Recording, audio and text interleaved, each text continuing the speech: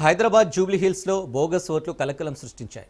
ఒకే ఇంటి నంబర్పై 43 ఓట్లు ఉన్నాయని బీఆర్ఎస్ నాయకులు బయటపెట్టారు. దీంతో ఈ కేసును ఎన్నికల కమిషన్ సుమోటోగా తీసుకుంది. దీనిపై విచారణ జరపాలని ఎన్నికల అధికారి జీహెచ్ఎంసీ కమిషనర్ ఆర్వి కర్ణన్ ఆదేశించారు.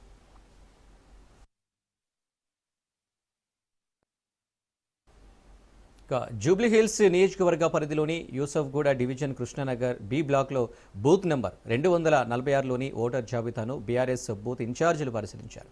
ఆ జాబితా ప్రకారం ఓటర్లు ఉన్నారా లేరా అని తెలుసుకునేందుకు సంస్కృతి అవెన్యూ అపార్ట్మెంట్కి వెళ్లారు.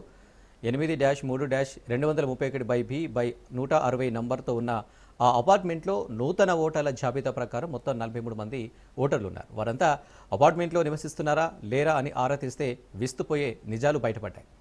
ఓటర్ జాబితాలోని ఓటర్ క్రమ సంఖ్య 1006 నుంచి 1048 వరకున్న 43 మందిలో ఇద్దరు తప్ప మిగిలిన వారెవరూ అక్కడ లేరని తేలింది. దీంతో సంస్కృతి అవెన్యూకు వచ్చిన అధికారులు ఆరా తీస్తున్నారు.